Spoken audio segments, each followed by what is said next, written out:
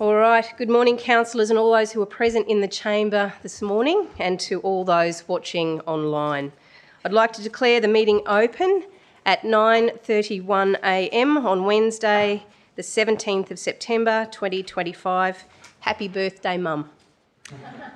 I would like to acknowledge the Quandamooka people who are the traditional custodians of the land on which we meet. I would also like to pay respect to their elders past, present and future and extend that respect to other Indigenous Australians who are present today. I would like to remind you all that this meeting is being recorded in audio and video as well as being live streamed online. Councillors are reminded that parliamentary privilege does not extend to this chamber as it does for state and federal parliamentarians, and you are reminded to be cognisant of this in any comments which you may make during the course of this meeting. I would also like to remind councillors to use the microphone when speaking, and for any councillor or officers who are attending virtually to please use the mute button when not speaking. In the event of an evacuation, I would ask that you remain calm and follow my directions. The emergency exit is through the gallery doors, to your left for those sitting in the gallery, and down the stairwell to exit onto Bloomfield Street. All members of the public present at a meeting must, not without the prior approval of the chairperson, make any audio or video recording or take any photographs. Remain quiet and not disrupt the meeting in any way. Not bring into the meeting any signs, placards or items that may cause a hazard or interfere with any person present. Be suitably dressed and turn all mobile devices to silent mode and leave the meeting to take any calls. As chairperson, it is my responsibility to warn a member of the public present at a meeting who is not complying with any of these requirements and may, with or without such warning, require the person to leave the meeting and not return for such period as the chairperson decides. This period may include future meetings. Just to let everyone know, I might have to don a mask if I start coughing. We move to agenda item number 2, which is a leave of absence. I've been advised that Councillor Tolty would like to join the meeting via teleconference at some stage later today, probably about 11am, no doubt. Do I have a mover that Councillor Tolty can be granted permission to attend the meeting via teleconference? Moved by Councillor Boglari, seconded by Councillor Mackenzie. All those in favour? Thank you, that's carried unanimously. With Councillor Tolty not present at the moment. I would now like to remind all councillors to sign the attendance sheet for today's general meeting, which can be found on diligent boards. This must be completed before the meeting concludes. And I now move to agenda item number 3, which is our devotional segment, and I would like to invite Pastor Beck Hamilton from Beacon Church to lead council in a brief devotional segment. Thank you. Honoured to be here, first time. Oh, thank you. First time to be here, so it's an honour to be here. And I just want to thank you all. I want to thank you, Mayor, councillors and all the staff at council, just for the way you love our city, the way you serve our city and your dedication to our city. And I guess this morning I just wanted to bring an encouragement because I find as you said, I'm a pastor at Beacon Church along with my husband, and in our leadership there, we find ourselves coming against many tricky situations, big decisions to be made, and find ourselves daily saying, what do we do? What do we do in this situation? And I figure, well, if we're leading hundreds, but you guys are leading thousands and tens of thousands of people, I'm just going to presume that you have those same moments where you often think, what do I do here? How do I make this decision? How do I get through this tricky situation? So I just thought this morning I'd share what I do in those situations. And in those situations, I actually lean on a scripture from Proverbs. It's in Proverbs chapter 3, 5-6, and it says this. It says, trust in the Lord with all your heart. It says, don't lean on your own understanding, but in all your ways acknowledge him, submit to him, and he will make your paths straight. You might be wondering, well, what does that look like in real life? Well, there's a story which I can't go into huge detail this morning because it's too long, but I'll paraphrase it quickly for you. It's in the book of Joshua in the Bible. And it's where the Israelites are coming into the land that God has promised them, and they're starting to take territory. And there is a nation, a neighbouring nation, that decides we're going to deceive the Israelites. We're going to lie to them. So they set up a situation where they're going to trick them. And the Israelites come before them and they do what that verse says not to do. They lean on their own understanding. They look at the situation in front of them. They use their intellect. They use their knowledge and their understanding. They use reasoning and logic to work out, are these people tricking us? And they come to the conclusion that these people are trustworthy. They're not lying. They were wrong.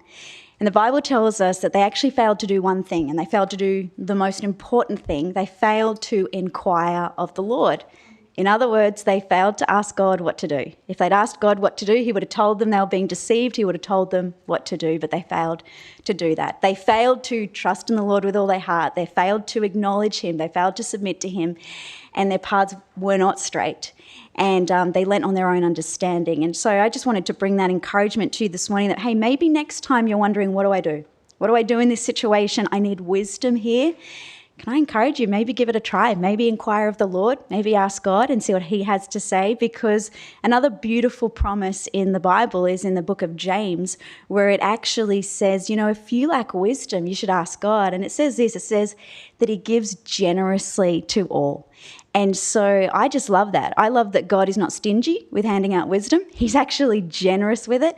And I know in my leadership role, I need bucket loads of wisdom. So I'm guessing that you do as well. So I just encourage you, next time you need wisdom, maybe ask God, inquire of him, see what he says.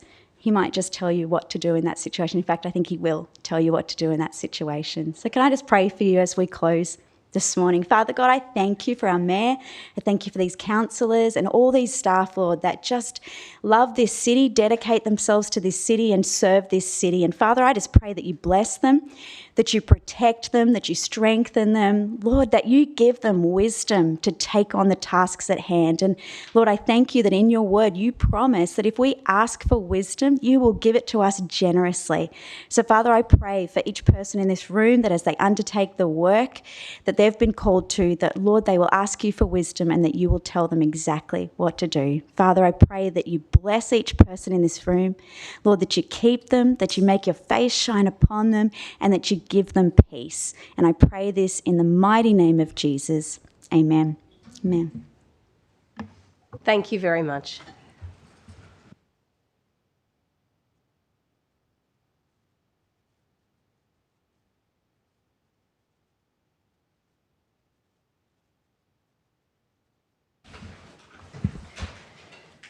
I now move on to condolences, and I have one condolence message that I'd like to share today, and that is to acknowledge the passing of Alan Lucas.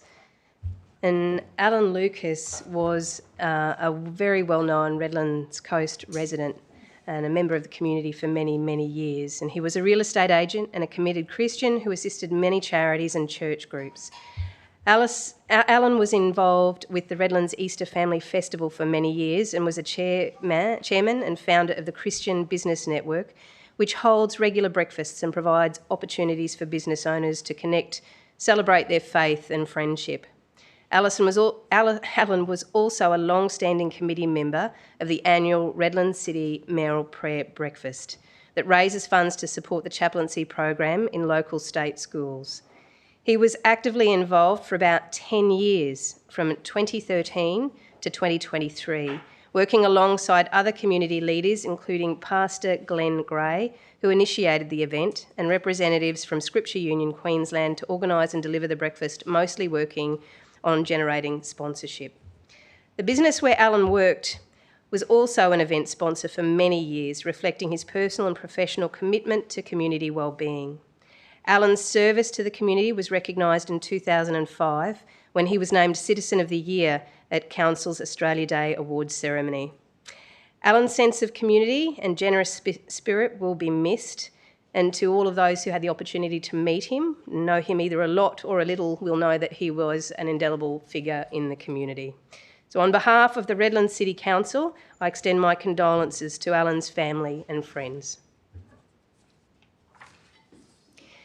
And we move to agenda item number 4. You have a condolence? Councillor Bishop.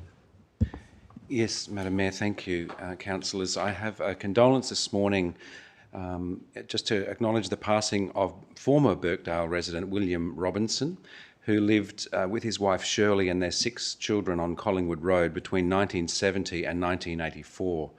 And while that may seem some years ago, it was here in Birkdale that Bill began painting the whimsical, eccentric and much-loved series of works now known as the Farmyards. These mid-career paintings, and I've shared some information with you and also online, I would encourage you to have a look at that. They're now known as the Farmyards.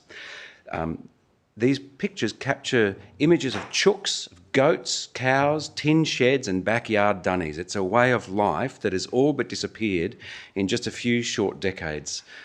They're playful and humorous images, but they're also profoundly important because they not only demonstrate key moments when William Robinson was developing his own unique perspectives in art, they also help preserve the character of a Redlands that once was. Although Bill would go on to become one of Australia's most accomplished and epic landscape artists, winning the Archibald Prize twice and being the only living artist in Australia with an entire gallery devoted to his work, the William Robinson Gallery, it was here in Birkdale that his unique style was formed. The Farmyard series, recently exhibited in partnership up until August the 16th with QUT and Philip Bacon Galleries, has been described as one of Australia's most engaging series in Australian art history. It's a testament to how our city shaped him by place and how he in turn documented what was once our unique way of life. When we look at Redland City today, it can be hard to imagine that it wasn't that long ago that our community was defined by the small farms, the sheds and the farmyard animals.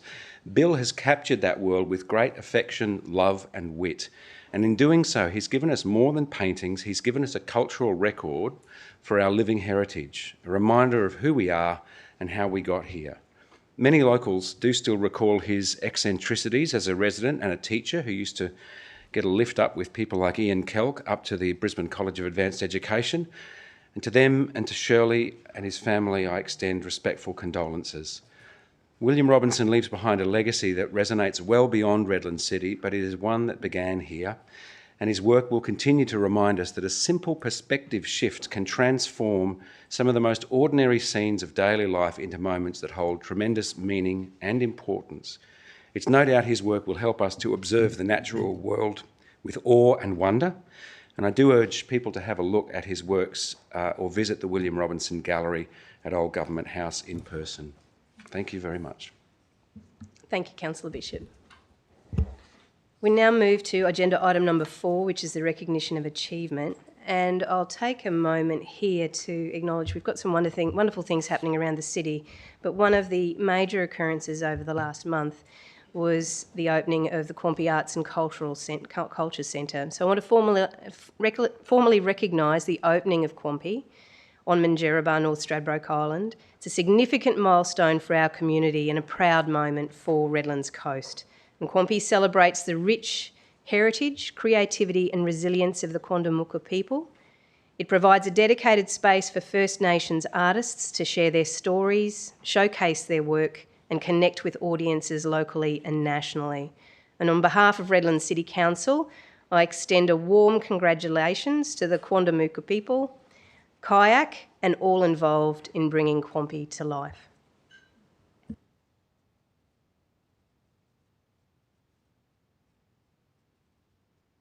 Thank you. We now move to agenda item number 5, which is receipt and confirmation of minutes. May I have a mover that the minutes of the general meeting held on the 20th of August 2025 be confirmed? Moved by Councillor Mitchell, seconded by Councillor Bishop. Are there any issues in relation to correctness? No? Right, I now put the motion. Those in favour? So that is Councillor Boglari, Councillor Mitchell, Councillor Golley, Councillor Hewlett, Rendles, Mackenzie, Colley, Bishop and myself. Those against, Councillor Hughes. Noting that Councillor Tolte is out of the room, the motion is carried.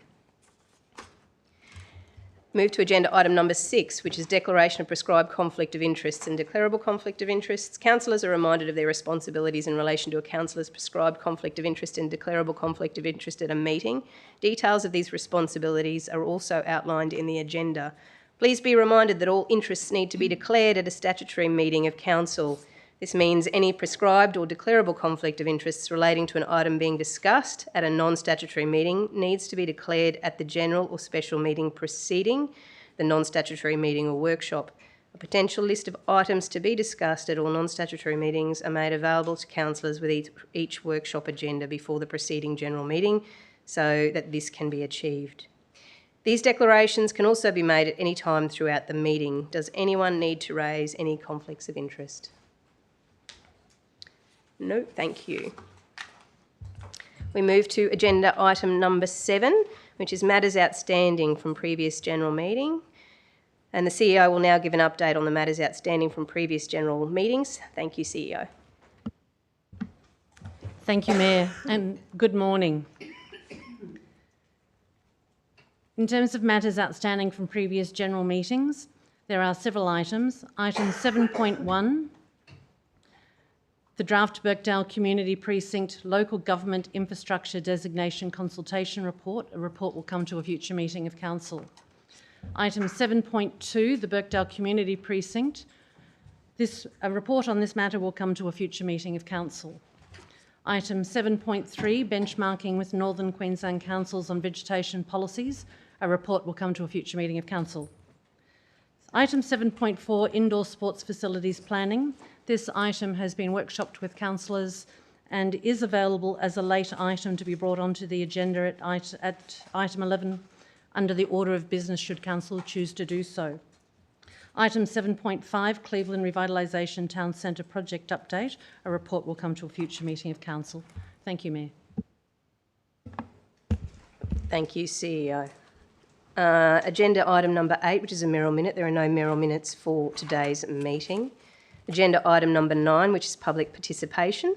In accordance with section 6.10, the Council meeting standing orders, a period of 15 minutes may be available by resolution to permit members of the public to address the local government on matters of public interest relating to local government.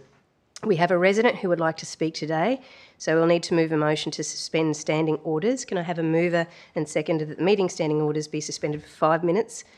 Public participation segment to allow a member of the public to address Council on matters of public interest relating to the local government. Moved by Councillor Boglari, second by Councillor Golay.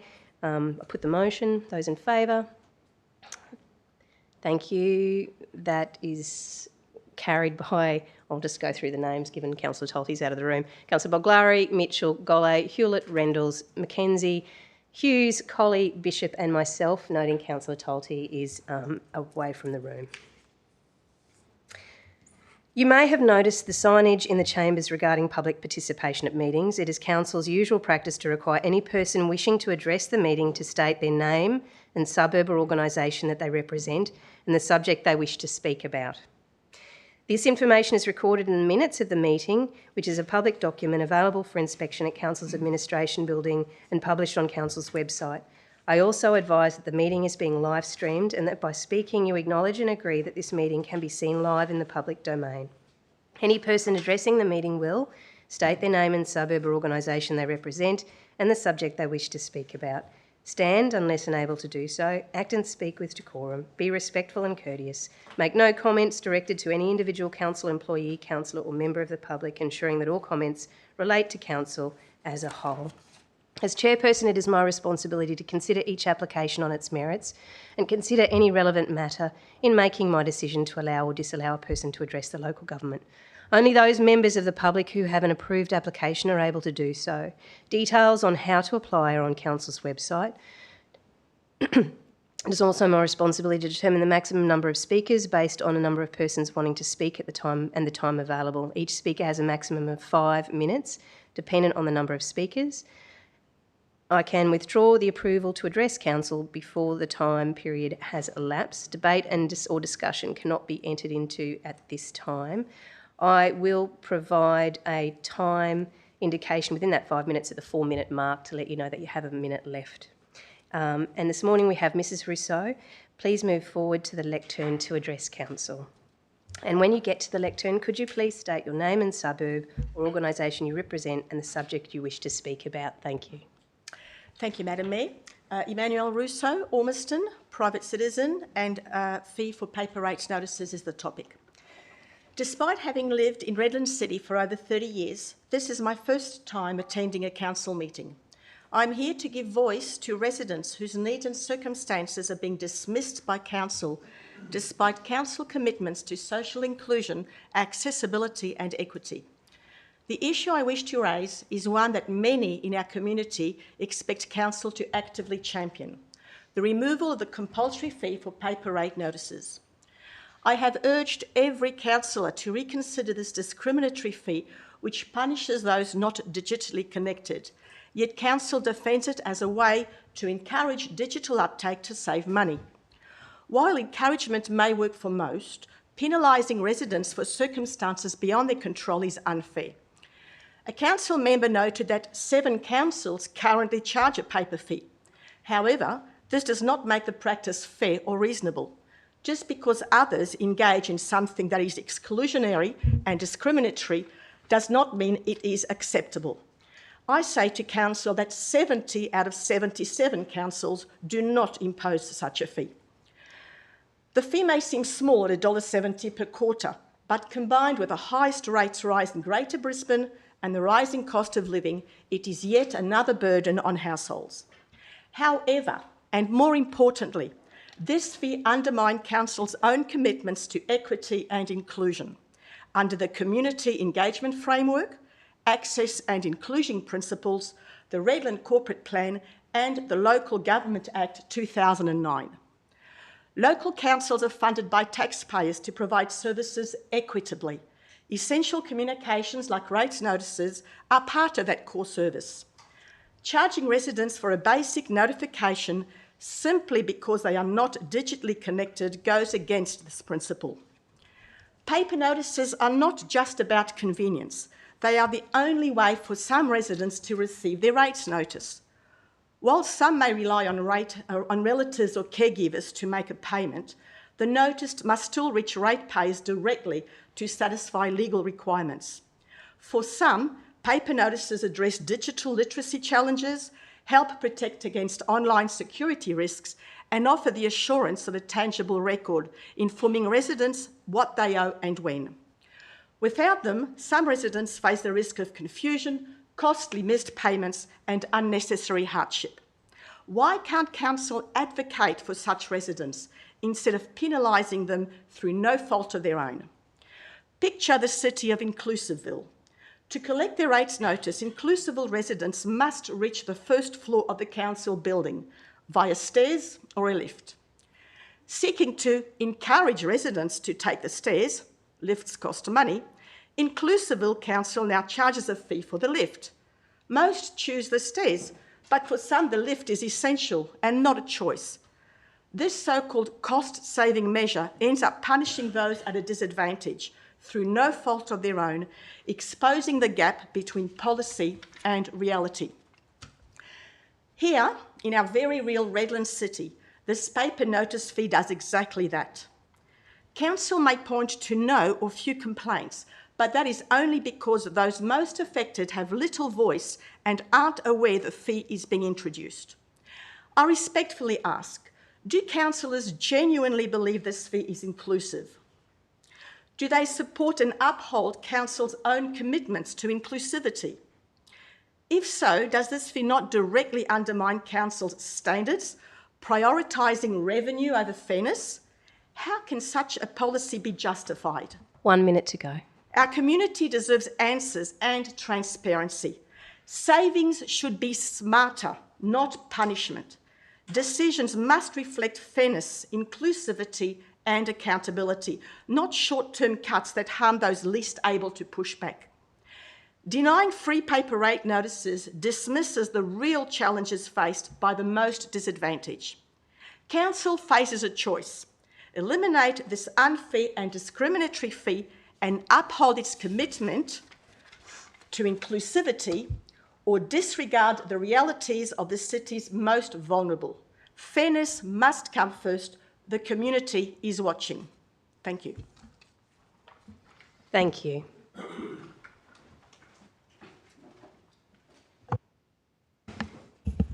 Can I have a mover and seconder that the meeting standing orders resume? Moved by Councillor Bishop, seconded by Councillor Mackenzie. Those in favour?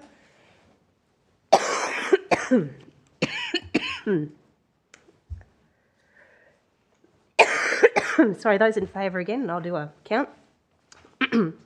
That is Councillor Boglari, Mitchell, Golay, Hewlett, Rendles, Mackenzie, Hughes, Colley, Bishop and myself. Noting Councillor Tolte is out of the room, that motion is carried. We now move to agenda item number 10. which is petitions and presentations. Councillors, we have 2 petitions on the agenda today. And thank you. Councillor Guy, I believe you have a motion. Thanks, Chair. No, I actually don't have a copy of the petition in front of me. Nothing's been supplied. So I wasn't aware that this petition was actually going ahead or not. I'll just take a second to confer what's happening. Thank you.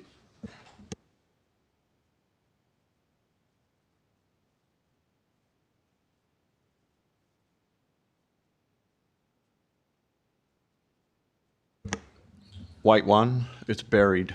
My mistake, my apologies, officers.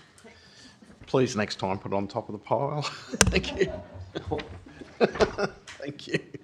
No, my apologies. Sorry. Thank you, Chair. So this petition is from residents requesting help protect Luke Street trees, thornlands. Do you want me to read the whole lot out? Yeah. Okay. So it says, please don't allow the construction of the proposed path alongside the cul-de-sac end of Luke Street, Thornlands to service the pedestrian bridge being built across Ephrapar Creek because there is no need for this path as there is ready access from 2 other paths from Marcoola Street and the bottom part of Luke Street. Construction of a 2.5 metre wide concrete path very close to several very old gum trees would damage their root systems and cause the removal of many other smaller trees that are frequently used by koalas. These ancient trees are an irreplaceable part of Redland's heritage and should be protected. There is a definite risk to future pedestrians using this path as these big old trees are likely to drop branches, especially when their root systems are compromised.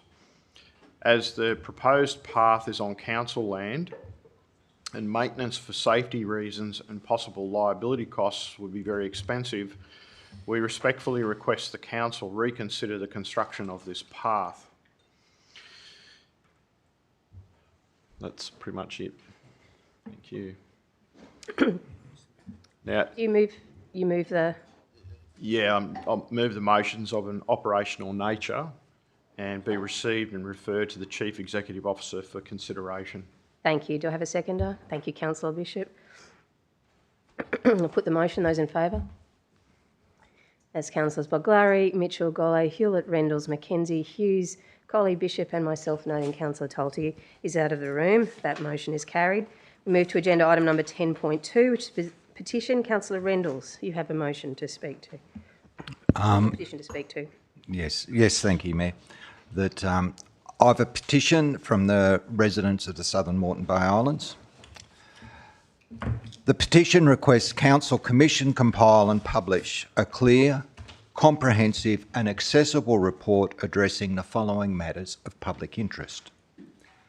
Number 1, detailed outline of costs incurred by Council in maintaining, servicing and supporting Redland City waterbound island communities with reference to Russell, Macleay, Lamb and Carragara Islands, Coochie-Mudlow Island and North Stradbroke Island, Minjerribah. 2, mainland versus island cost comparisons. A comparative assessment of servicing costs for islands versus mainland portions of Redland City Council, taking account of infrastructure, waste management, transport, community services and other core functions of government. Number 3, revenue raised and allocation by division. An overview based on Redland City Council's annual budget figures across the 3 years 2023-24, 2024-25 and 2025-26, comparing general rates revenue from each division, including Division 5, with an outline of expenditure or investment by Council back into each respective division. 4, such further matters as may be deemed fit. The report would support, promote and foster greater transparency around relevant issues, reliable and credible community information around relevant issues, more informed and constructive community dialogue around relevant issues, dispelling of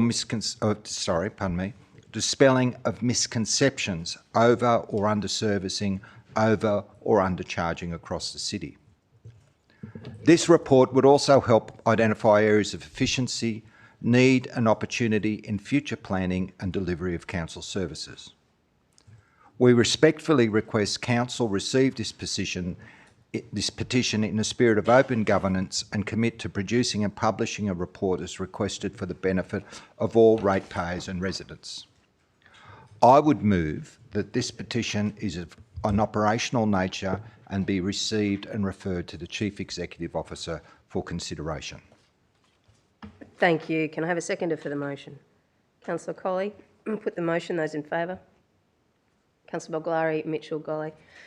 Hewlett, Rendalls, Mackenzie, Hughes, Colley, Bishop and myself, noting Councillor Tolty's out of the room. That motion is carried.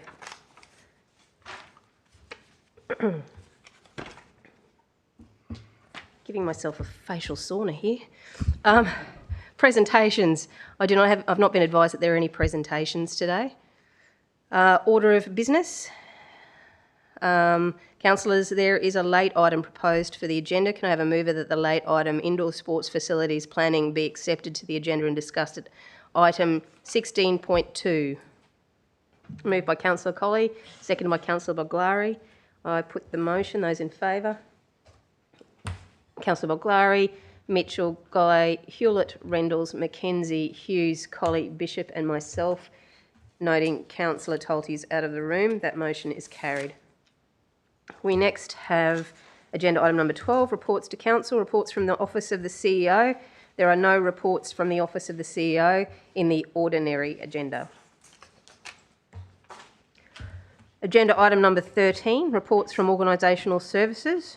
We have 13.1, which is the August 2025 monthly financial report.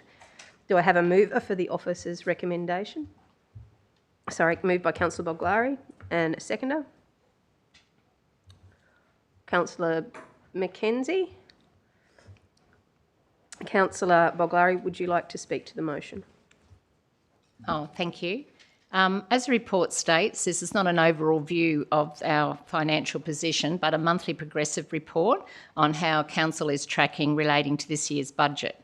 The opening balances are still to be finalised and audited, and this is within the usual timeframes for this work. Again, the asset sustainability ratio is mentioned. Every time Council has new works, new projects, increasing our asset base and therefore increasing our depreciation and operational demands, this impacts the need for increased revenue, which in turn impacts the rates. With the future financial challenges most councils across Queensland are facing, it is vital for the financial sustainability of councils that decisions are carefully considered with the impact of all new assets, that we carefully watch the monthly reports and prioritise where funds are directed in future budgets, renewal and maintenance of existing assets and or new assets.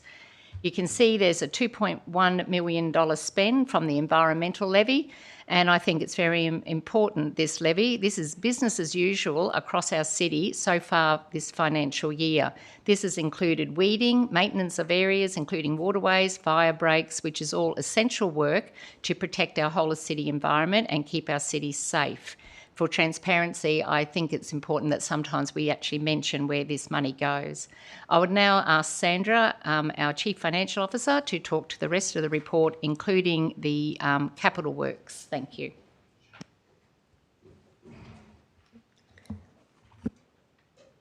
Thank you, CFO. Thank you. And through you, Chair, thank you, Councillor Boglari, for the opportunity to talk to some of the key highlights out of the August year-to-date financial report, noting that we are only 2 months into the financial year within this report, but there are a couple of items that I would like to go through. Firstly, this report does now include or incorporate the carryover budget review, which was approved at the August general meeting, and you can see this, readers of the report can see this reflected in the revised budget columns within the statements themselves. With as I would normally do, I'll touch on and look to the executive summary and the key performance indicators, which are in sections 1 and 2 of the report itself, because they provide that high-level overview for which we can interpret the results of the statements themselves. So if I look at the executive summary, the key financial highlight tables, all of these are favourable except for 2 items, one being recurrent revenue, which is showing a minimal -1% unfavourable variance. And this is to do with the water consumption, largely offset by favourable plumbing and planning assessment fees for this time of the year.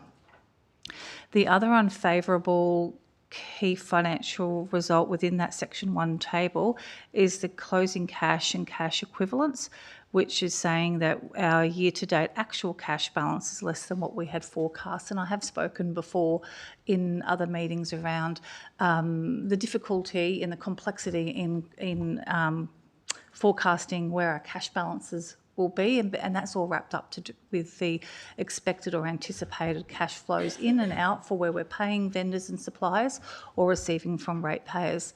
And this difference here does really correlate to, for those who might want to look at the financial position, the statement of financial position, which is in section 5 of the report, and you can see where our trade and other payable liability is less than what the budget was expected, meaning that we've actually brought forward, we've actually had greater payments at this time of year than what we had forecast originally. The other part then to move to is the section 2 key performance indicators, which are the financial sustainability measures that we bring forward every month in our reporting. And the only unfavourable, or the status not achieved, is the asset consumption ratio, which Councillor Bolglari did mention. So this isn't achieving at 30.44%. It is not achieving our targeted range. And this is really around the timing of delivery of renewal work. So as our capital program progresses and we see a greater delivery of renewal works, we will expect to see this ratio move and increase throughout the year. The other main component of the report that I'll draw attention to this month, and as mentioned by Councillor Bolglari at the beginning, is the capital underspend. So if we move to section 4, that's where I would draw your attention to. There is a year-to-date capital underspend of $11.9 million for this first part of the financial year. In drilling down into the key drivers of this variance, it really is predominantly around budget phasing. And that's where, with officers, we'll continue to monitor and understand our budget phasing, and through budget review processes, address budget phasing as well as any other adjustments that need to be made. The related projects that underpin this variance are still anticipated to be delivered this financial year. And as we always do, we'll closely monitor these projects and the capital works program quite closely throughout the financial year, and as I said, provide those updates through future budget reviews as we may need to do so. Thank you. Thank you, CFO. I'll just go through any speakers against. I'll move to questions. Councillor Bishop. Thank you, Mayor, and thank you very much, CFO, for that overview. It's always very helpful to just bring those points to life. I just thought it was worth asking, through the Chair, if I may, and on notice, with regard to the trade and other payables and that discrepancy, which is higher than we had anticipated, I just might ask through the organisation, is there anything particularly that's causing a differential to what we had expected? I understand that we had quite a backlog of works, and that might just be a sequencing and timing matter. So I'm happy for the answer to come back at a later point if it's not easy to do that now. But I just want to check that, since it's an important matter for us to consider at this point. Thank you. CFO. Thank you, and through you, Chair. Thank you, Councillor Bishop. It does come back to that complexity of forecasting ahead of time, and where I take comfort in it is coming back to the complexity of forecasting is that we can see through our statement of comprehensive income, for example, we are online with budgets, so it would be to do with the timing of payments that have been where we anticipated they'd be paid or be incurred, but then when we've actually paid the cash for those invoices. So it could be just even when we've received the invoices from our vendors, we might operate on, we expect to receive it in this point in time and pay, but if there's any delays in receiving those, or then of course that's going to delay the cash payment out the door. So we recognise the actual expense itself, but this is all to do with the cash movement of those items. Thank you very much. I appreciate we're still dealing with some legacy impacts from other events that have happened earlier in the year, and we're still doing some catch-up. So thank you very much. Councillor Endorse. Thank you. I refer back to Section 3, the Statement of Comprehensive Income, in respect to other income, which is the second last column under recurrent revenue, that I note there that our actual income is almost double what our expected budgeted income was, at $208,000 viz a projected of $108,000. Is that a blip, or what makes that up, and are we on the pathway to sort of doubling our forecast over the year?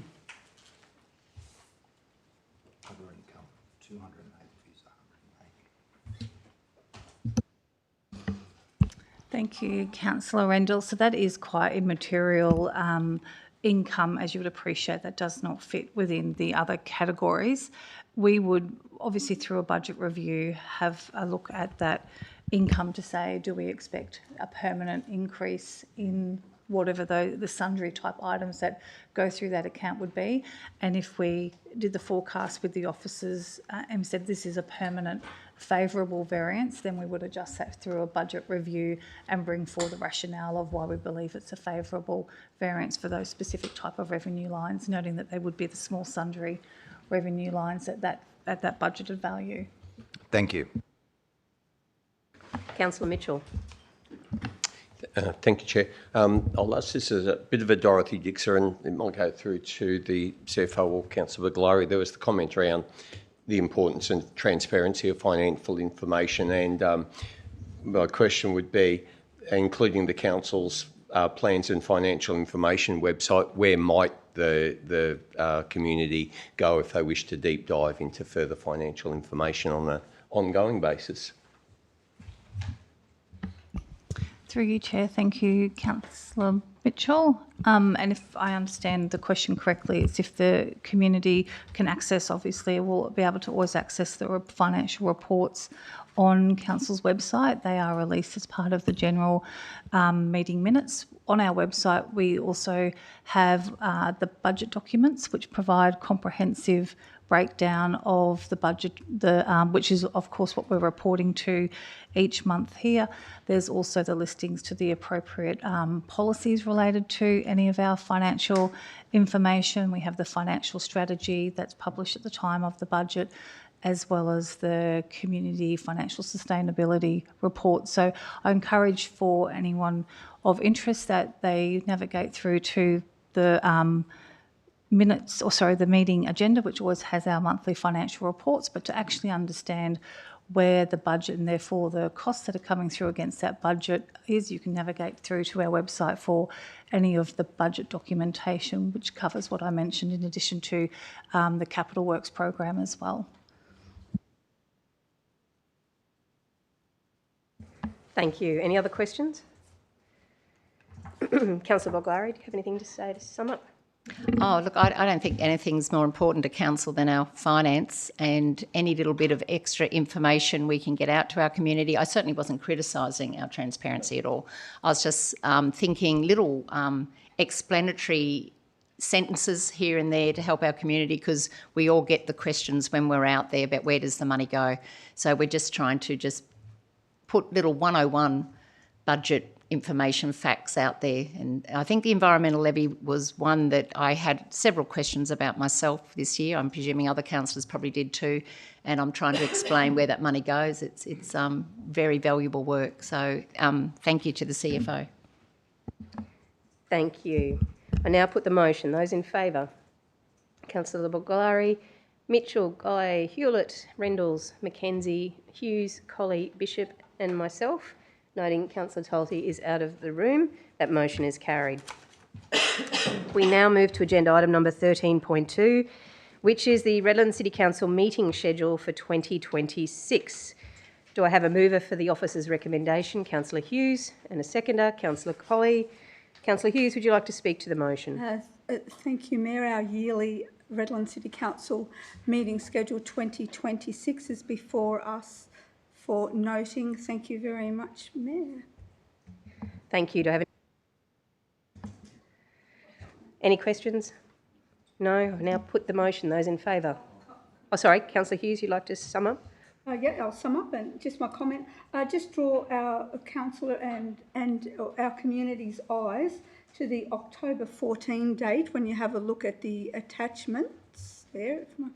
Yep. When you have a look at October 14, we usually meet on the third Wednesday of the month, and it's a bit of a trick to the eye. When you look at September 16, that's the third Wednesday. When you go to October the 14th, it's actually the second Wednesday. Trick for young players, don't get caught out. Thank you. Thank you, Councillor Hughes. I now put the motion. Those in favour?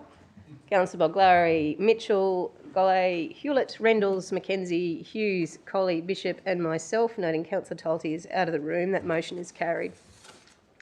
Agenda item number 14, Advocacy Major Projects and Economic Development. I've not been advised of any reports for that department for this month. Agenda item number 15, Reports, Community and Customer Services. So we've got 15.1, which is the major amendment, Medium Density Residential Zone Code Review, approval to adopt. Councillor Boglari, moved by Councillor, sorry, I didn't see names. Councillor Mackenzie, seconded by Councillor Boglari. Councillor Mackenzie, would you like to speak to the motion?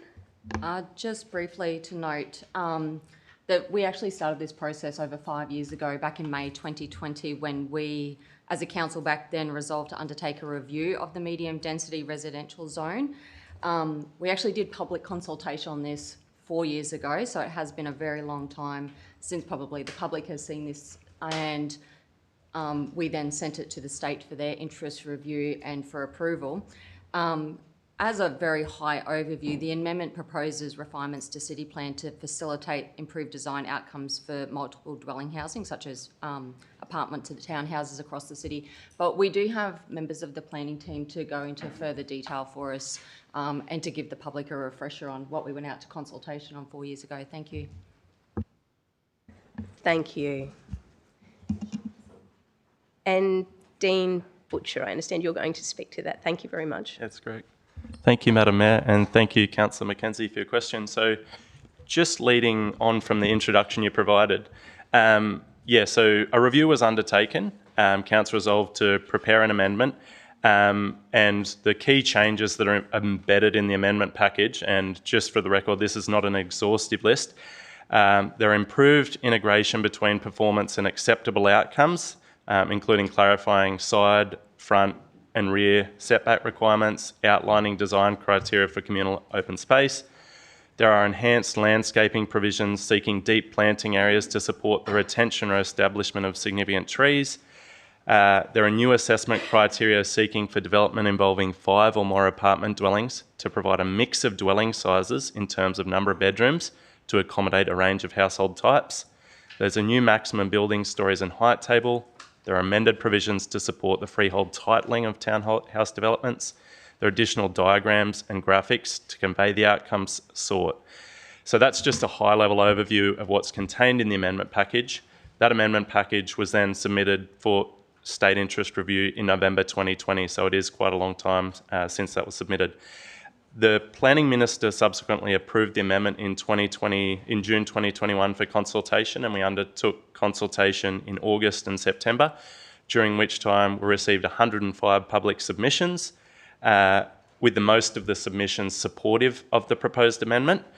That we considered those submissions and then submitted a refined amendment package to the state government, and this is really where I guess the process sort of became delayed. The state government came back to us and sought additional information in the form of development feasibility and scenario testing, which was undertaken by officers and supplied to the state government. And essentially that information demonstrated that although the changes in the amendment package would have a small impact on the overall development cost, the underlying driver for development feasibility was really being dictated by the market. So this was only the changes included in the amendment package were going to have a very marginal impact on overall development feasibility. So the department essentially accepted that information, but it subsequently made a decision to prepare the Redlands housing strategy. And then that process playing out over the next 18 months further delayed, I guess, the commencement of this amendment package. But thankfully, the Redlands housing strategy was finalised at the end of 2024. And in August of this year, the Planning Minister advised Council that it may adopt the proposed amendment, subject to 2 ministerial conditions. They're outlined in the body of the report. They're fairly minor in nature, and the officers have considered those and gone back to the state to seek clarification on its proposed response, and they are satisfied with the way that we are going to address them. So subsequently, the officer recommendation is to proceed to adoption of this amendment package. However, the nominal commencement date is recommended to be delegated or to be set by the CEO under delegated authority. And the reason for this is that we do, should Council take a decision to proceed to adoption, we do need to undertake a number of back-end processes to upgrade our mapping systems and the like, and that can take a number of weeks. But essentially the officer recommendation is to proceed to adoption following that very prolonged period of preparing the amendment package. Thank you very much. Thank you very much. Do I have any speakers against? No? We'll just move to questions. So if I can take questions and then I'll do comments at the end if there are any. Any questions, Councillor Bishop? Yes, thank you very much to the officers for all of that work for over an extended period, and to the community. My question really relates, and it may be through you to CEO, just in terms of the anticipated likely timing. I'm not sure if it sits with officers or CEO, just in terms of how long that process will take internally, just to bring it to conclusion and delivery. Thanks. Yep, thanks, Councillor Bishop. This process would normally take a couple of weeks, a couple to a few weeks. It really is going to depend on, I guess, the existing workload of the GIS team, but I wouldn't imagine this would take any more than a month. So in the very near future, we expect, should Council decide to proceed to adoption, that it would take effect. Thank you very much. Thank you. Any other questions? I'll now move to comments. Councillor Boglari, I know you have a long history with this particular issue, so comment from you. It's a great day. It's a good day. All good things come to those who wait, I've been told twice this week, and it certainly was a wait. After the adoption in 2018, there were poor development outcomes that we saw on the ground due to some changes that were made, especially in the design elements and in the city plan, when that was adopted. And in January 2020, I brought a notice of motion, and Councillor Bishop was here at the time, and seconded it to review the medium density residential zone, and that notice of motion was accepted unanimously across council. So we've all waited 5.5 years for this amendment, which will definitely give greater certainty to the community and better livability and design outcomes. But I just wanted to say, like, the city plan is a living document. So these amendments can happen along the way to impact, change. But I'd like to thank the officers, Dean and David Jeans, if I don't know whether he's here, and any other officers, because this has certainly been a lot of work along the way, and there's been toing and throwing with the state government. We wanted this, they wanted that, and there's been compromises. So I know a lot of work has gone into this behind the scenes. But I am absolutely, like I said, it's a great day to see that this is finally coming. And once it is incorporated into our city plan, there definitely will be improvements. So just thank you to them for your 5.5 years of patience and work. Thank you, Councillor Baglari. Councillor Hewlett. Thank you, Mayor. I'd like to also congratulate Councillor Baglari on bringing this issue forward and highlighting it. I'd also like to congratulate and thank the officers for the work they've done. I don't want to be a storm cloud on a rainy day, but a lot of the stuff in the performance specifications are really subjective, and the acceptable outcomes are rarely met these days in a lot of developments. So you have all these acceptable performance outcomes, and we do city plan, and I've been here 13 years, and I get frustrated every time a development comes through that we believe doesn't meet the performance outcomes, let alone the acceptable outcomes, yet that's really subjective. I just hope that this report doesn't increase the number of times we have to appear in court because developers believe something does meet the performance outcomes and council doesn't. And ultimately, that's my concern because the state government particularly are looking for higher densities, affordable housing, and I think it's contrary to what we're trying to achieve in this report. I'm going to support it, and I think it's great that Councillor Baglari brought this forward, but I'm a little bit not sure whether it's going to work. Thank you. Councillor Baglari. Just on that point, if I may, through you, ask the officer to reply, because in some of these areas, it is sort of stitched up a lot more stronger, isn't it? Because we don't actually have those outcomes. Yeah, just to address Councillor Hewlett's concern, so there's been a significant expansion in the scope of the performance outcomes. So I think the key component here is when we're talking about good design, we're actually putting meat on the bones and saying what are the elements that make up good design. So we're talking about roof articulation, how communal open space is designed, the way it's oriented, how we break up walls, what elements we incorporate into the building design, sleeving parking spaces within the building footprint so that they don't dominate the streetscape. So it's my view that the expansion of the performance outcomes give us, or really it's our development assessment team, a stronger chance to achieve better design outcomes when we get applications submitted to council for assessment. So that's my response. I believe that this does assist us in that process, but obviously good design can be subjective. I appreciate that, but I do think this is a step in the right direction. And as Councillor Baglari mentioned, the city plan is a living document, so it's an iterative process. If we notice that there are deficiencies and things that aren't working, we'll keep adjusting them until we get the best outcome we can reasonably achieve. So that's all I can really say. Councillor Hewlett.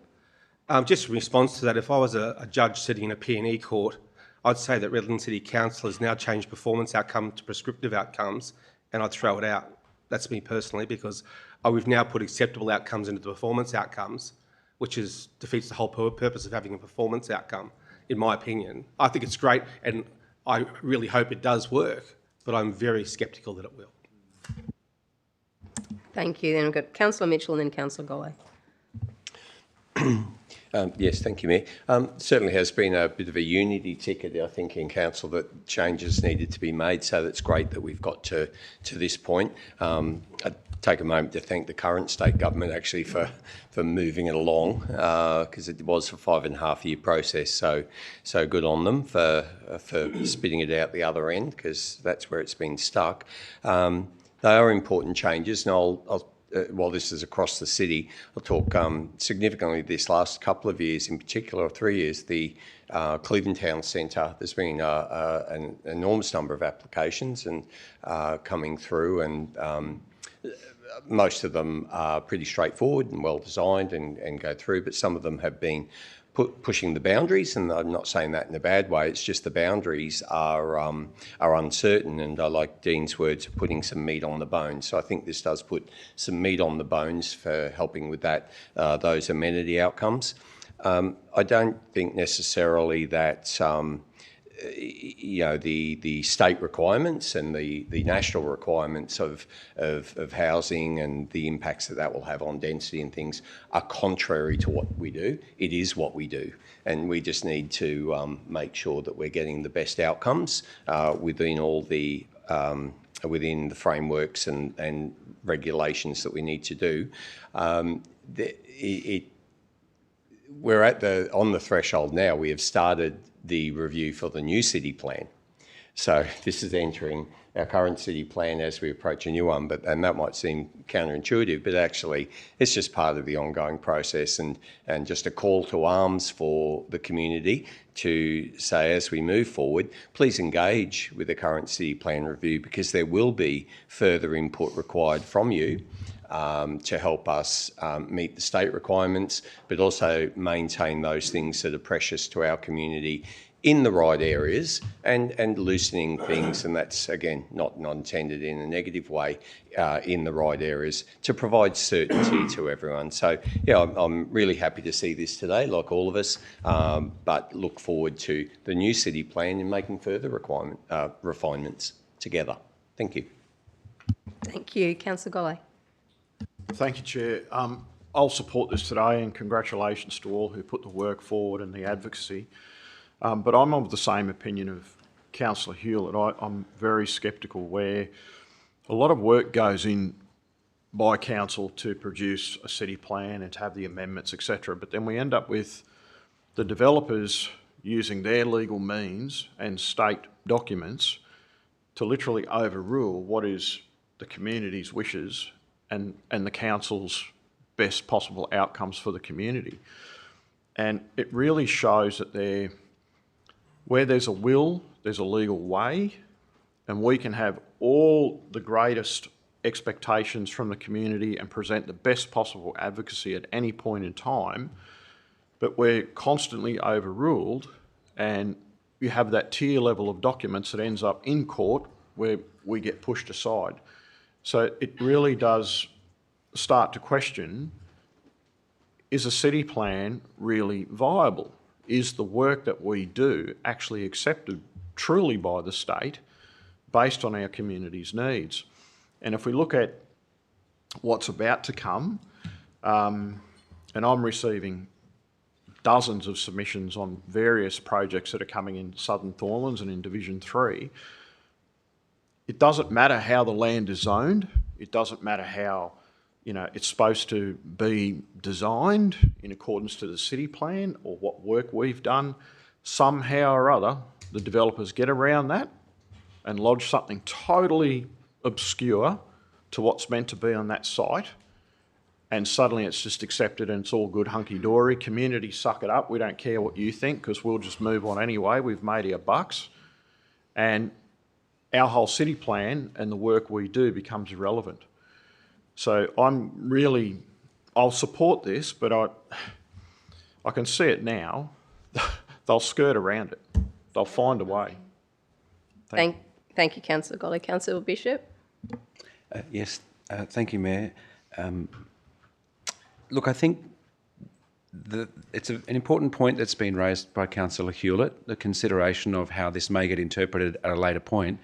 I think what's really important for us to acknowledge is that this is a response to issues, anomalies, discrepancies and challenges that have come up as a result of what we had, and it is an attempt to work with our community and the development industry and the market to move to something that is better in terms of livability, in terms of certainty, amenity and long-term benefits, not just for owners, but also for renters. And I think that ultimately is something that is really worth us pursuing. The city plan is a living document, and it is appropriate that we do what we can to fit it to the context of this place. I think what the officers have done is not something wild and radical that's intended to raise concerns and get us into court. It's actually to support the residents of this city, and that is our job. And I think planning is the function through which we do that. It is complex, it's layered. Performance outcomes, acceptable outcomes can be interpreted. The courts are at the end of the journey. I think for us to front load that when we've got a document before us that's trying to make things better is an important consideration in the continuum, but I think This is a very important thing and it has taken some time. It is a response to some gaps that were in the previous city plan, and if we don't adapt to those and try and make steps for our community, they could be feeling left out and further disenfranchised by design. And I think that's not our intent. I think we do want to move in a better direction. I think that's the point of this, and I thank the officers and those who consulted and councillors for support. Thank you, Councillor Bishop. This is an illustration of how long it takes to get something through the wheels of council and state government. I want to provide my thanks to council officers too for the work that's been done, and I support Councillor Bishop's comments just then in terms of the context, the important context that's being provided, and we can't anticipate every action post a resolution of council and post the adoption of any review or any document, but this is a good step forward, I believe, in reading it. So I think, yeah, well done. Thank you. Any other comments? Councillor Mitchell, back to you. And with no disrespect to Councillor Golly's comments, but I just heard, I think we've got to be very careful with trying demonising maybe the development industry and developers. They're a part of our solution. And not for a second defending every challenging development that may or may not have been approved here, but the way forward is better engagement, clarity, as the things we're doing today, and through groups like the UDIA chapter that is here, and council's direct engagement with our local developers so that we can work with them very early to get great outcomes for the community. It's easy to point to a few headline challenges, and I sure can, in some approvals, but the vast majority of work and development goes through just fine, very appropriately, and I think just keeping that balance in the conversation is important moving forward. Thank you. Thank you, Councillor Mitchell. I'll just say one point, Councillor Golly. We're in comments, so I don't want to get into a debate in the room now. So if we can proceed, because I don't want to go backwards and forwards, and if someone has a comment, then if we can limit that to just a comment rather than we go backwards and forwards, that would be good for our timing. Now back to, I think that's everyone's had a chance to comment now. Back to Councillor Mackenzie to sum up. Thank you. Thank you, and I'll just provide just a couple of comments in response to what's been said around the room, is that regardless of the zoning, a developer can put in an application for anything. They can put in an application for a 20-storey hotel on a 500 square metre lot. As long as it's not defined as prohibited development, they can put an application in for whatever they like, and it will be assessed against the planning scheme. And the state government also put in their legislation the wonderful clause that gets a lot of consternation, is that unless it's consistent with the surrounding area. So our council officers have to take that into consideration when they assess development applications. What I'd also like to highlight in this amendment, which I think is a really great outcome for homeowners, is that this amendment formally approves terrace housing. I'm a huge fan of terrace housing because it's no different to town housing except that it's freehold land, and then residents then don't have to pay body corporate. Thank you, body corporate fee. So I think it's a really great outcome for homeowners who want that smaller dwelling, but then don't want those extra fees. And if anyone in the community wants to go and have a look at a really great example of terrace housing that has been done in our city, is Vita Terraces up at Alexandra Hills that Fatini did. Thank you, Mayor. Thank you, Councillor Mackenzie. All right, I now put the motion. Those in favour? Councillor Boglari, Mitchell, Golay, Hewlett, Rendles, Mackenzie, Hughes, Colley, Bishop and myself, noting Councillor Talty is out of the room. That motion is carried. We now move to agenda item number 16, which is the appointment of a new director to the board of Greenovate. And I understand there is a proposed motion. So can I have a mover for the motion that's now on the screen? Moved.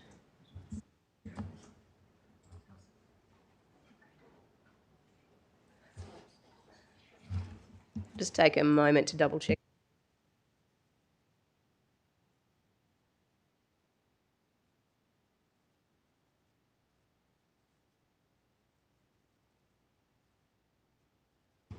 I just wanted to make sure that the wording's up on the screen so that everyone has a chance to have a look at that, noting that there's a section highlighted in yellow.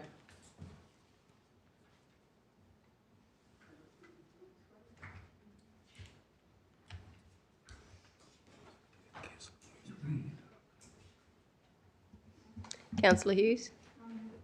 Yes, you can. Thank you, Councillor Hughes. Seconded by Councillor Mitchell. Councillor Hughes, would you like to speak to the motion? Thank you. This is a hot topic for us as a council. So the report is the appointment of a new director to the board of Greenovate.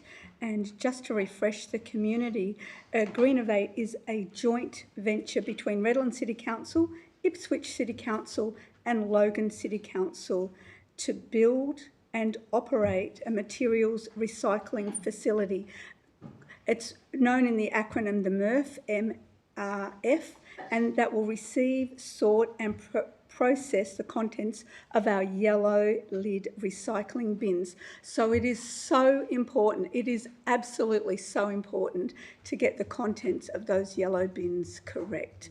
And we're putting in a whole lot of work, our council officers, all the councillors, everyone, we're all on one message, just please do the best we can. And we've had all our little stars on our bins down in Wellington Point, and I had a 5-star, a 4-star and then a 5-star. So I made a mistake and they pointed out that I actually had put a candle in. I looked at it, thought the glass had a little bit of wet meat, no, it wasn't okay, so smack. So in moving this report for the appointment of a new director to our board of Greenovate, thank you very much, Mayor. Thank you, Councillor Hughes. Very glad you went back to a 5-star. That's well done. Anyone else get a 5-star? 3 in a row, Mayor. Ah, excellent. This might be a new competition. I'm that guy at home. All right, thank you. So I'll just go through any speakers against? Any questions? Councillor Bishop. Yes, I do have a question, if I may, just to check dot point 2, which says, dot point 2 says to authorise the Chief Executive Officer to negotiate and finalise the remuneration in terms of engagement for the proposed director in accordance with current budget for Greenovate. Is that the Redland City Council Chief Executive Officer?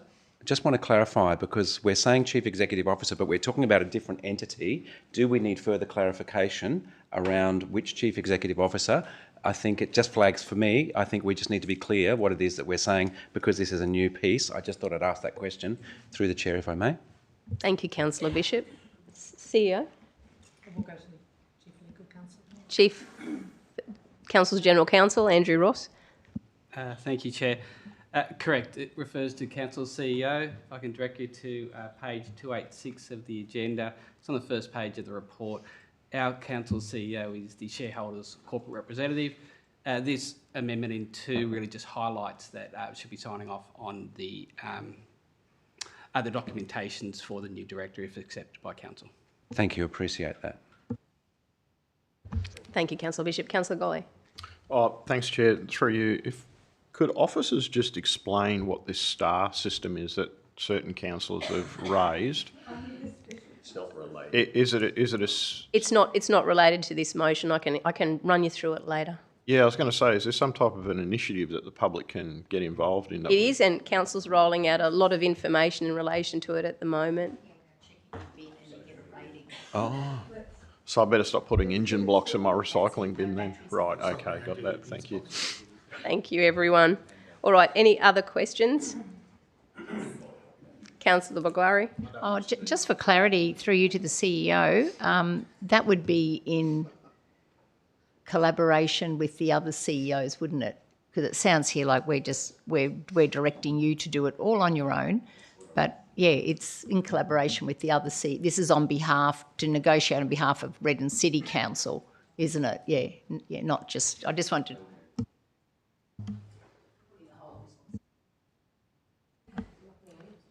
Thank you, Mayor. Through you, thank you, Councillor Baglari, for the question, and I'm happy for our Chief Legal Counsel to respond. But yes, we are in a collaboration with other councils. Correct. It's a unanimous decision of the three councils, and the three CEOs will have a very similar resolution as this. Thank you. Any other questions? Right, Councillor Hughes, back to you. Just in summing up, we look forward to be able to visit this site later in the year. We are turning soil and it's on its way. So we're very excited, Redland City. This is something that's going to be a game changer for us. Thank you. Come on board and let's get it sorted.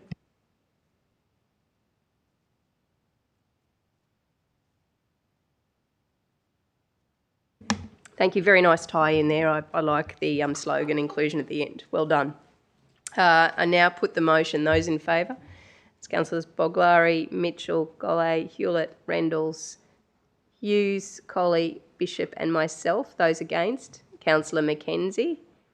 And noting Councillor Tolte is out of the room, that motion is carried.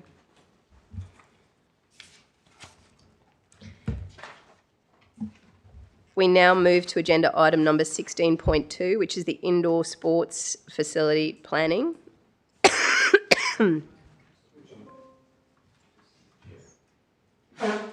I'll just wait till that's brought up onto the screen.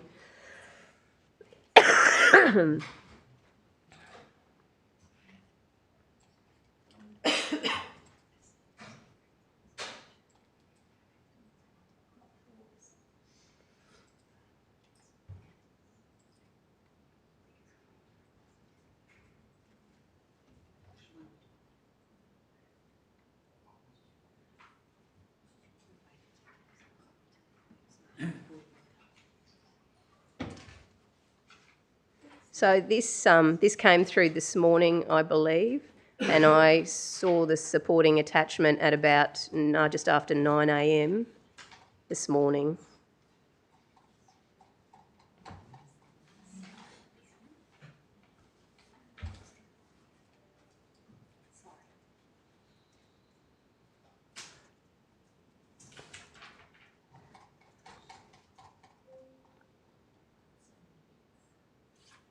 Yeah, I just want to make sure everyone's aware of this. Like I said, I've just been trying to come up to speed quickly this morning. So we now have the current wording in front of us.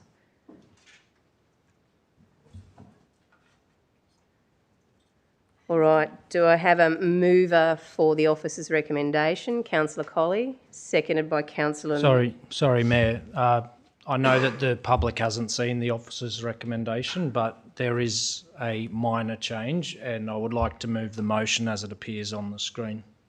Yes, which was circulated earlier this morning, but we did receive the report and additional information yesterday. I received a copy this morning, and I know that you've circulated with the amendment or with that current wording that was circulated this morning. That's correct, yes? This amendment, yes, the report was circulated to all elected representatives yesterday. Yeah, so we've got this current one now before us. All right, so Councillor Colley moving, Councillor Mitchell seconding. Councillor Colley, would you like to speak to this motion? Thank you, Mayor. Firstly, I'd like to thank the council officers who have brought this report to us today. This was a response from a motion which was endorsed by Council 12 months ago, to commence a process whereby we reviewed our existing indoor sports facilities. We planned for addressing what we suspected anecdotally was a need, and then investigated how we can respond to meet the need. So I think that it's really important that this item is before us today. It shows the community that we are responding to something that we've all heard loud and clear, that we do need more indoor sport facilities. The motion as it appears on the screen, I will run through quickly.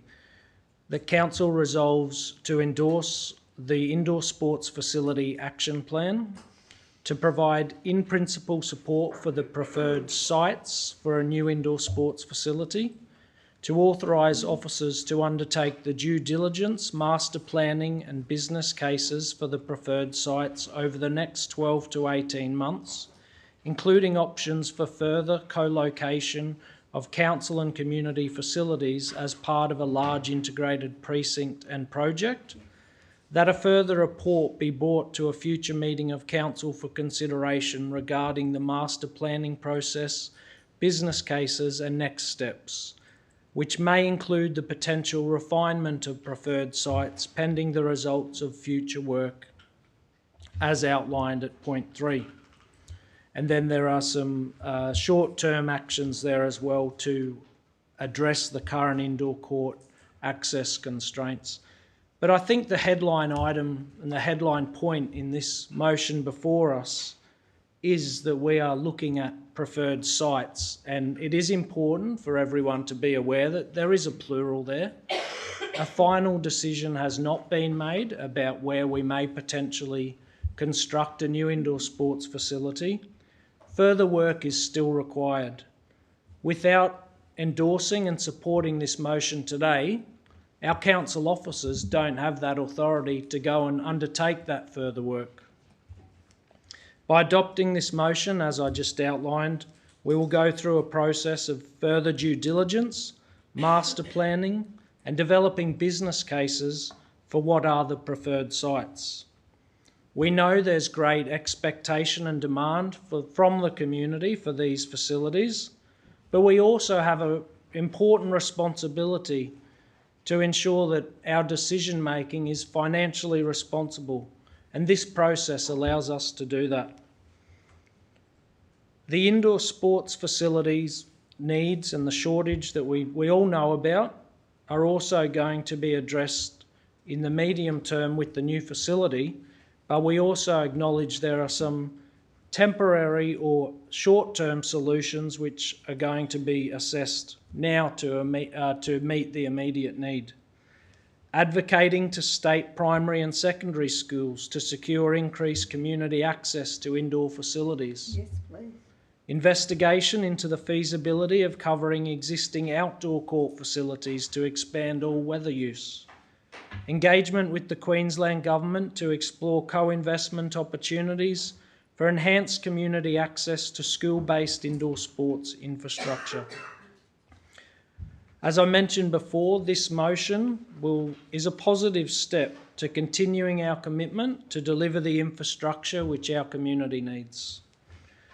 I want to also just mention the fact that this master planning, due diligence and business case report and further work that officers are going to be empowered to do here will require funding, and it will need to be considered as part of Council's future budget planning process.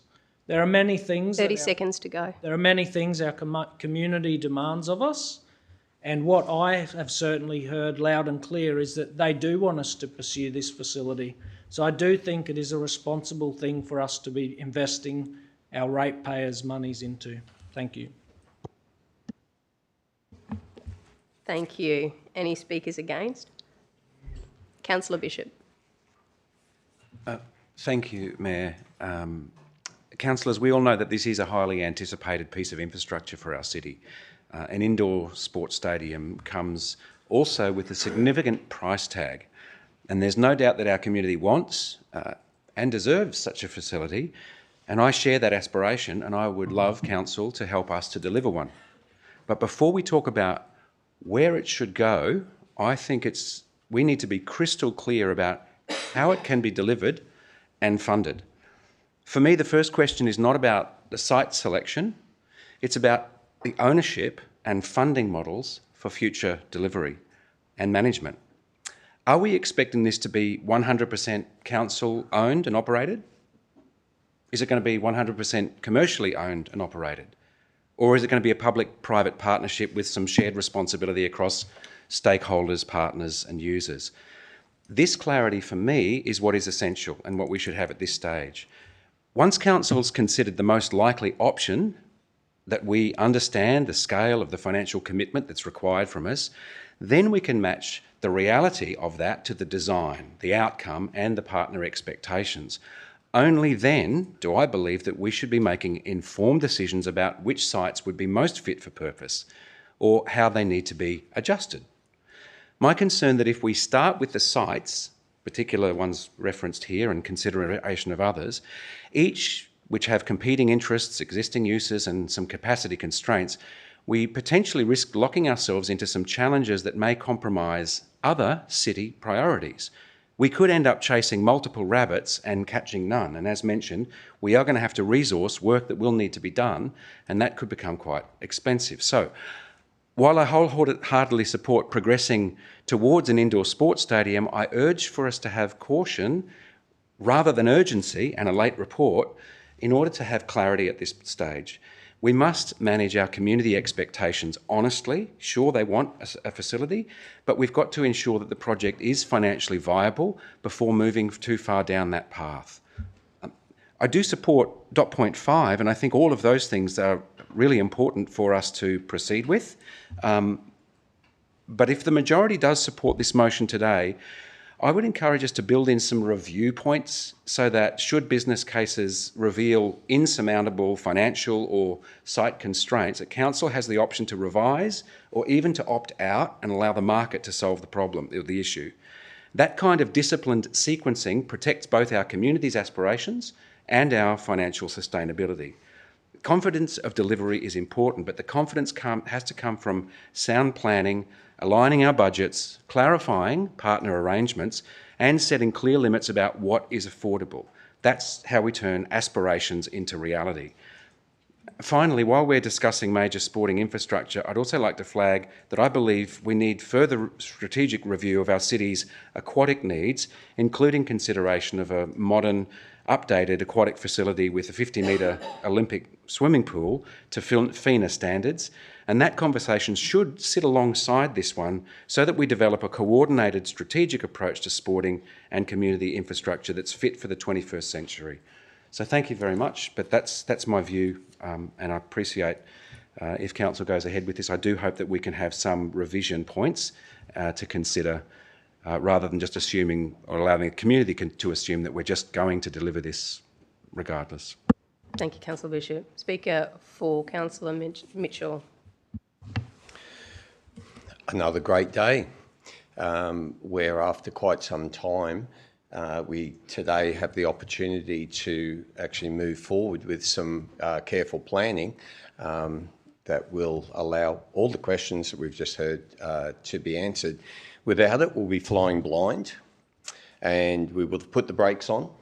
And the old saying, if you're not moving forward, you're going backwards, will be precisely what we get. None of the questions that have been raised in commentary will get a chance to see the light of day without us moving this forward at the moment.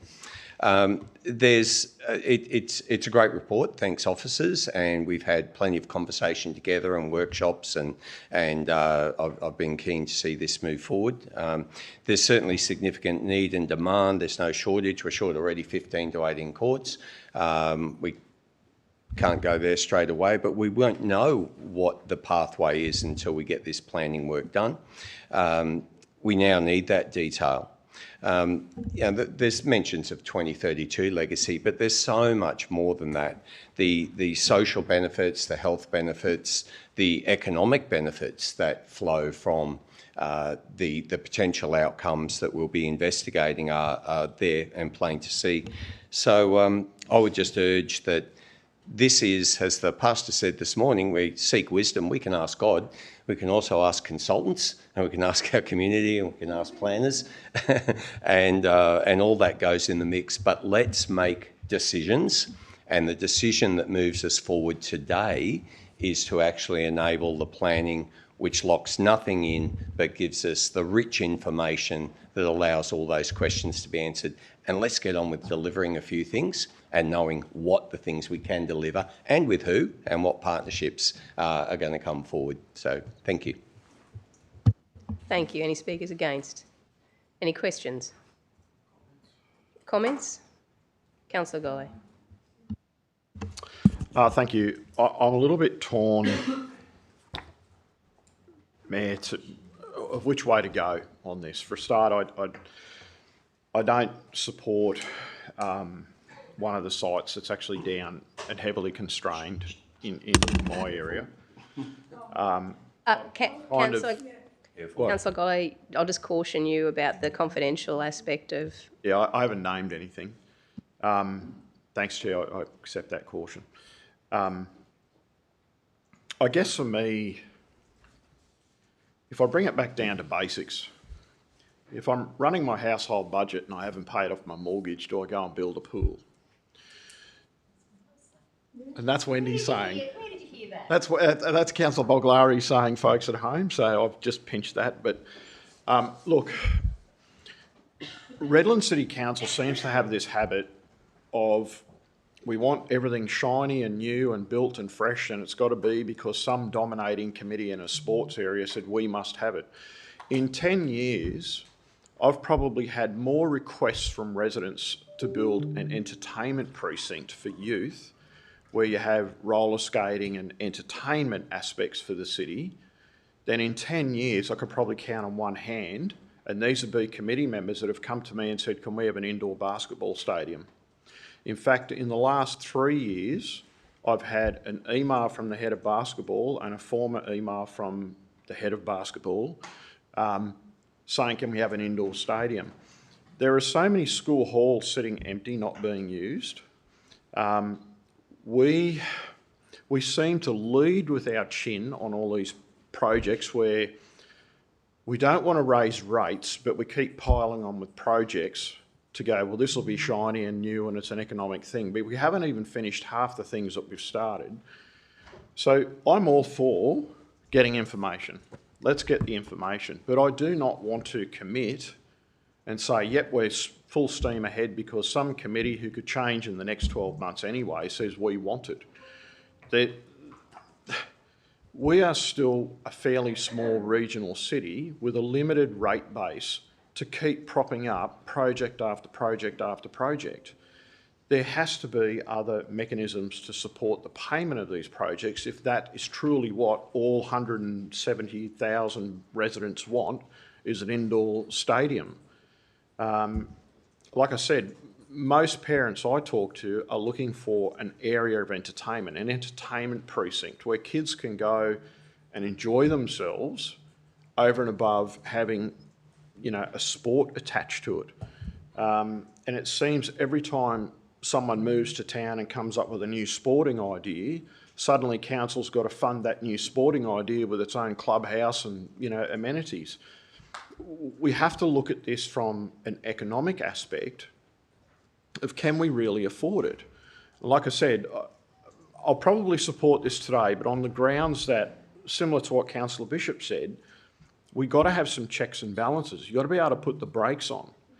And we've got to be able to basically approach this purely from an information aspect only. I don't want to see this as a stepping stone approach where suddenly we've committed to X million dollars again and suddenly we're going, oh my God, how do we find efficiencies within council so we can give shiny stuff but we can't afford, you know, basic services like cleaning a barbecue.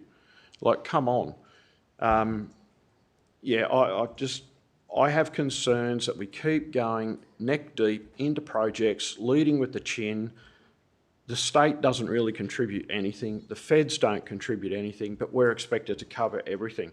You actually heard this morning a public speaker... 4 minutes. ...talk about, thanks Chair, talk about $1.70 per quarter, that is an impact to ratepayers just receiving their rates notice. And yet here we are again, lining up for a God knows how many $1 million project and saying, oh, it'll be a future budget consideration. Well, what are we going to do? Put rates up by 50% to cover all these projects and wishes and wants because a committee comes to town and says, hey, I want a new shiny thing because my committee says.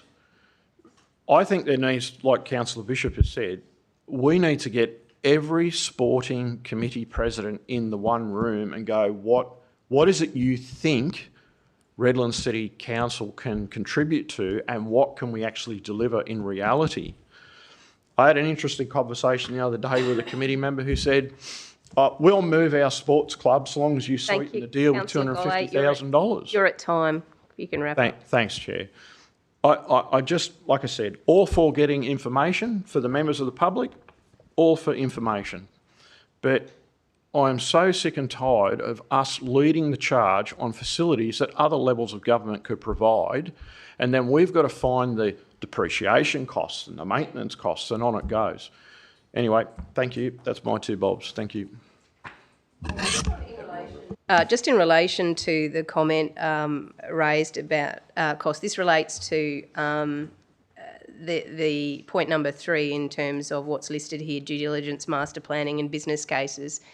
Perhaps a question to the respective General Manager around what cost impact is that likely to have on Council for the collation of that information over that 12 to 18-month period?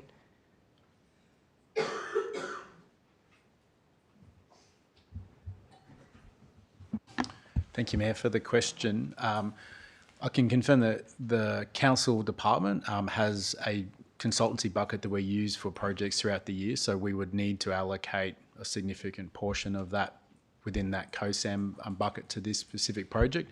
Once we understand, as we're into that, if that money is sufficient, then we'll complete that works. If we need additional money to do the task, depending on the number of sites and master plan work, we'd have to come back to Council. But I'm confident at this stage we can progress through the key parts of that with the budget we have without additional funding, which would obviously be our objective to do that within existing budgets. Thank you. Does that have any impact on prioritisation of anything else?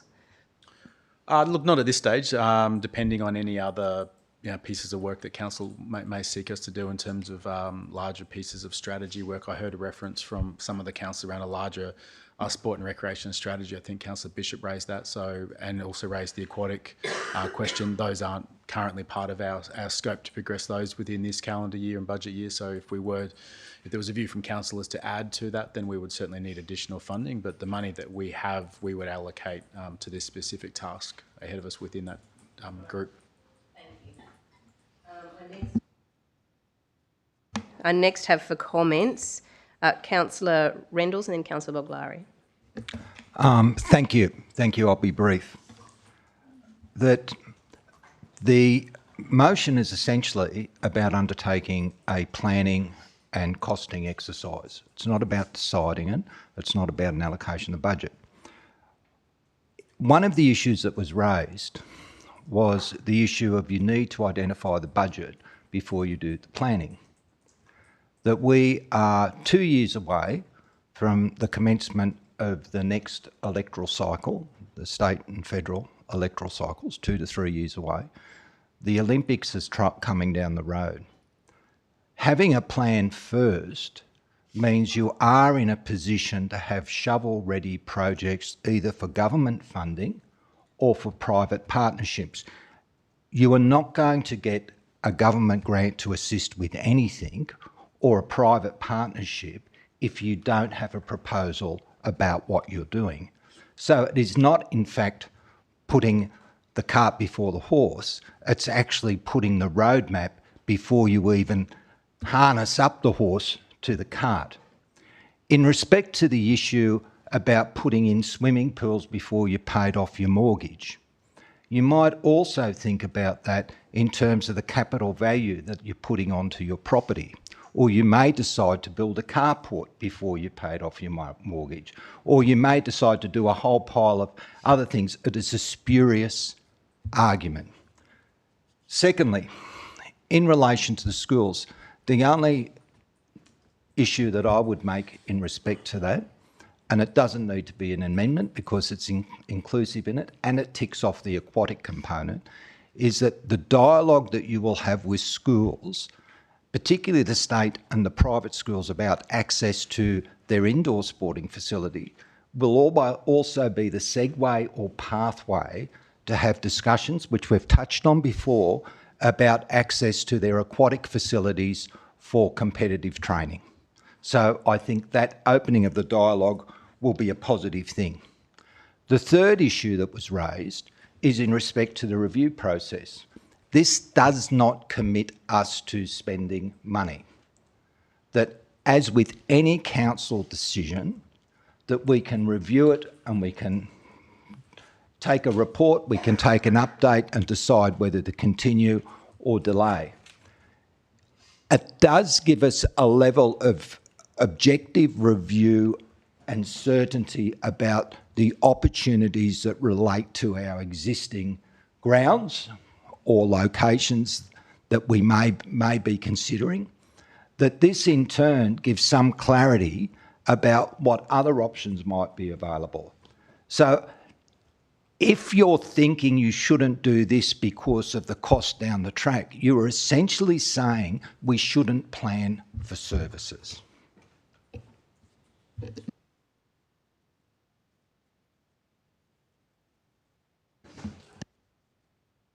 Thank you, Councillor Endorse. I'm just taking a second.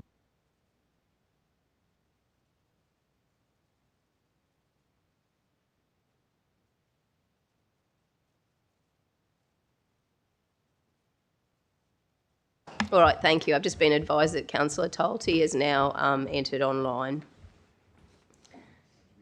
Can we just do a sound check? Can you hear us, Councillor Tolte?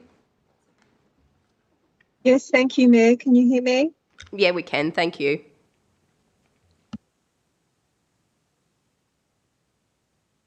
And just for your reference, we're on to agenda item number 16.2, the indoor sports facility planning, and we're now taking comments. So next I have Councillor Boglari. Thank you, Mayor. I can agree with everybody's comments that have been said so far, actually.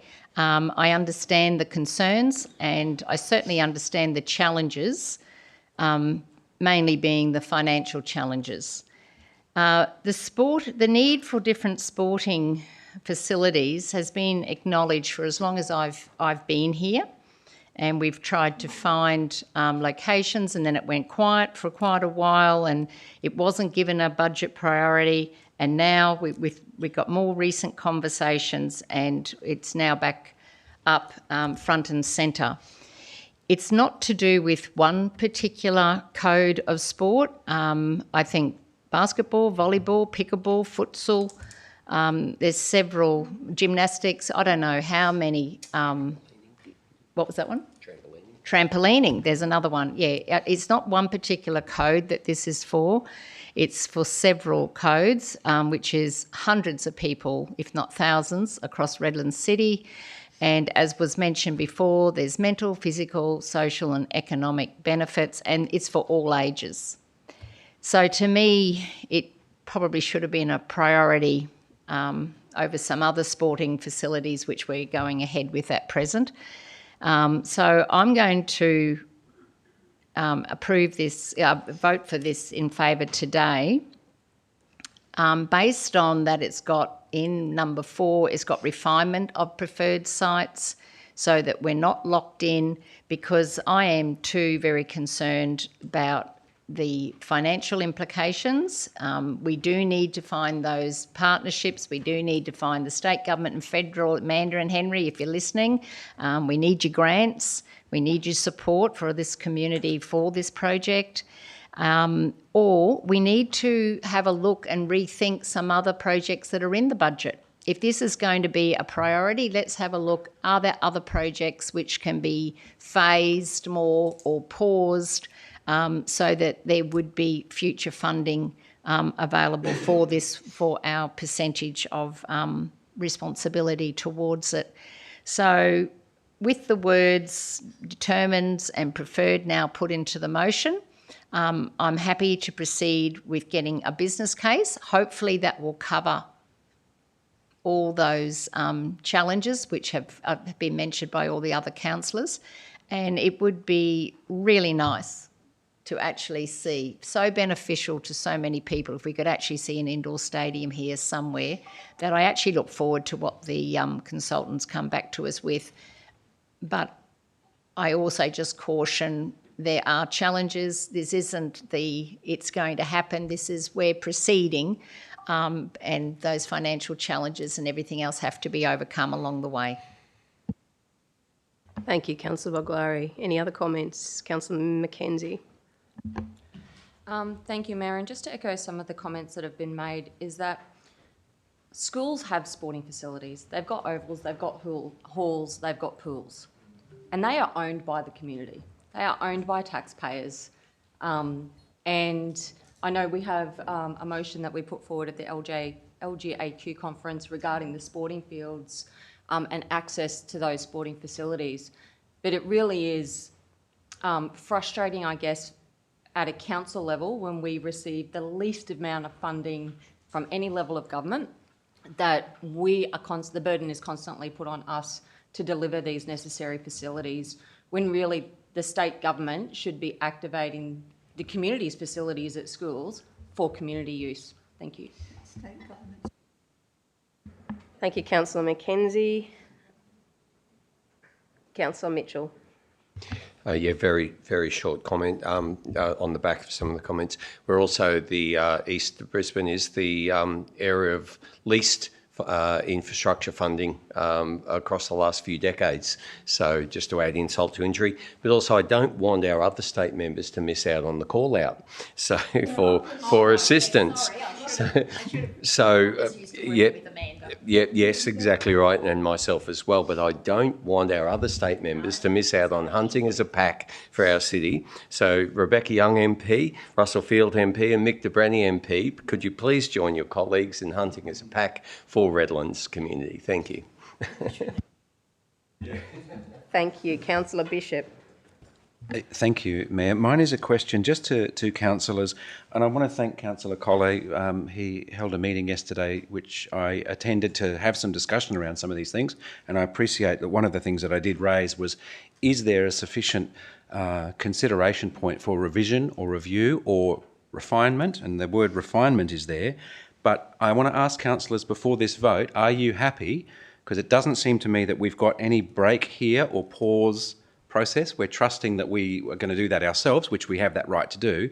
But if you adopt this, is there any wording that you would like that's going to refine the community's expectation that we will deliver this? Because it feels very much like the wording feels like that is the expectation. I just want to ask your thoughts, consider that before you vote and see if there's any further discussion needed, because I don't see a pause at a critical point to decide whether we're going to proceed or not, and I think that would be something that I think is worth considering.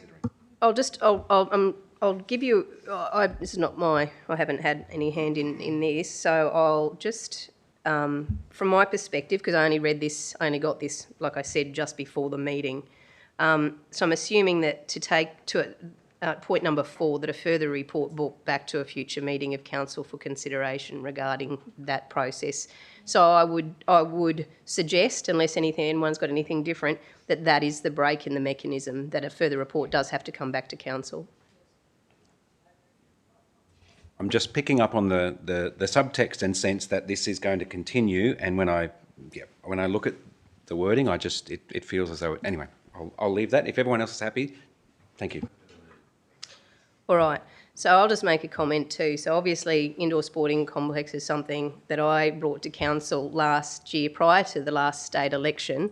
I'm very happy to see this progressing. I do note Councillor Bishop's concerns about budget impact. I too would like to see a whole of city approach to our sporting facilities, including aquatic, the whole box and dice. I would like to determine the condition of those facilities and to see an order of priority in terms of our rollout.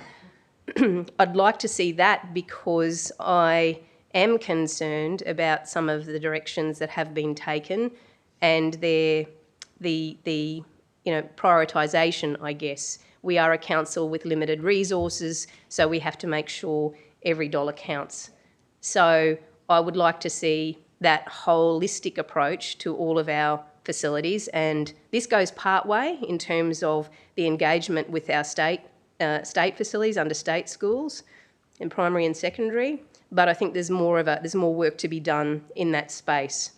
I'm comforted by the fact that the General Manager outlined that in terms of this planning, master planning and the business cases for the preferred sites is covered under the current budget. And that won't affect the prioritisation of any current work. My expectation is obviously that the identified sites would be treated equitably and transparently with engagement of all existing stakeholders. So it is with excitement to see something progress, something that has been an identified need by many codes over a lengthy period of time, but I wanted to note the concerns that I have too. but I am comforted that, having seen this report early this morning, not long before the general meeting, that point number 4 is in there and that we do have that measure of that report coming back to council. So, Councillor Colley, over to you to sum up. Thank you, Mayor. This report has come to us as a late report, but by no means has it been rushed. 12 months to the day tomorrow, 18th of September 2024, is when we asked the officers to go away and put some work into our future indoor sport facility planning. This report and these actions outlined here in this motion aren't just the next logical step. They're the only way, by conducting a business case, that we can address some of the financial concerns and the funding considerations that people have raised during this discussion. Make no mistake, if this motion is not supported, our city's pursuit of an indoor sports facility comes to a grinding halt. Our officers aren't authorised to go away and do any further work. I commend this motion to Council and I ask that you support this so that we can deliver the infrastructure which our community is demanding that we do deliver for them. Thank you, Councillor Colley. I now put the motion. Those in favour? Councillors Boglari, Mitchell, Guy, Hewlett, Rendles, McKenzie, Hughes, Colley, myself. Councillor Tolte online. Yes, thank you, Mayor. That's an affirmative. Yes. Thank you. Those against? Councillor Bishop. The motion is carried. I now move to agenda item number 17, notices of intention to repeal or amend resolutions. I've not been advised of any notice of intention to repeal or amend. Agenda item number 18, notices of motion. I've not been advised of any notices of motion from councillors today. Urgent business, number 19. I'm not aware of any urgent business listed. So we move to agenda item number 20, which is the confidential items listed today. So I'll go through each one as we're now advised by the department to do this appropriately. So we're now moving into the confidential portion of our agenda. In accordance with section 254J of the Local Government Regulation 2012, to discuss the matters listed in the agenda, we must move into closed session, and there are 3 confidential items on the agenda. So what I'm going to do is go through each one to determine which, if any or all, need to go into the closed session, or whether we can deal with them outside of closed session. The first one is 20.1. Can I have a mover that agenda item 20.1, departmental service overview, be discussed in closed session for officers to present a high-level review of parts of the organisational structure, including proposed realignments of service functions.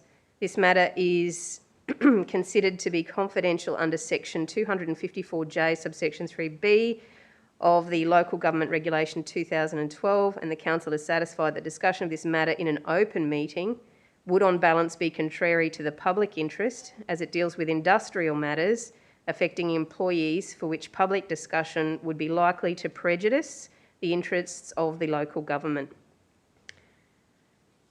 Mover.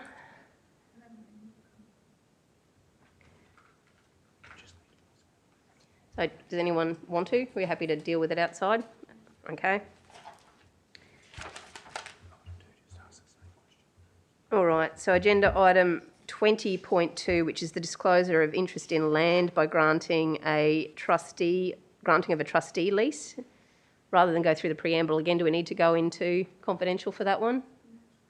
No? Satisfied? All right. Agenda item number 20.3, significant contracting plan, cleaning services.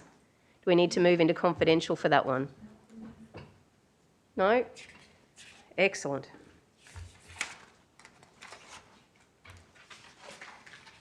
So just going to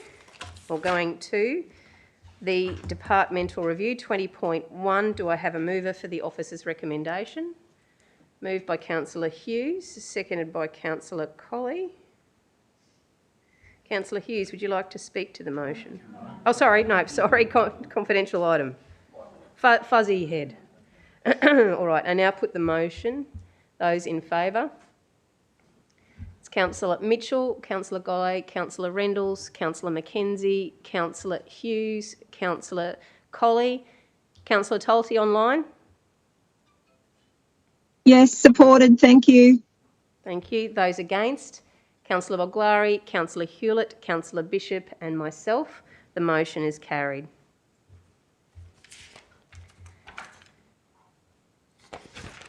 Agenda item 20.2, dispose of interest in land by granting of a trustee lease. Do I have a mover for the officer's recommendation? Councillor Mitchell, seconded by Councillor Mackenzie. I now put the motion. Those in favour? Councillors Boglari, Mitchell, Golay, Hewlett, Rendles, Mackenzie, Hughes, Colley. Councillor Tolte online? Yes, supported. Thank you, Mayor. Thank you. And myself? Those against? Councillor Bishop? The motion is carried. Agenda item number 20.3, significant contracting plan for cleaning services. Do I have a mover for the officer's recommendation? Councillor Mackenzie? Seconded by Councillor Bishop. I put the motion. Those in favour? Councillor Tolte online?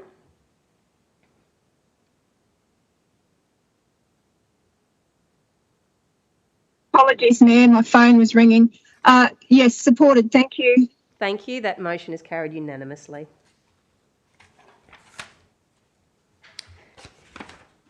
I just remind all councillors to sign the attendance sheet for today.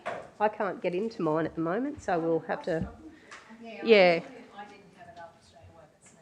So, I don't know if I have to do that prior to my actually closing the meeting. All right, thank you. Thank you for everyone. I think that must be certainly the quickest meeting we have had on the history since April 2024.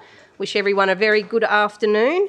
And I now declare this meeting closed at 11:20, and I'll just put my glasses on, 11:27 a.m.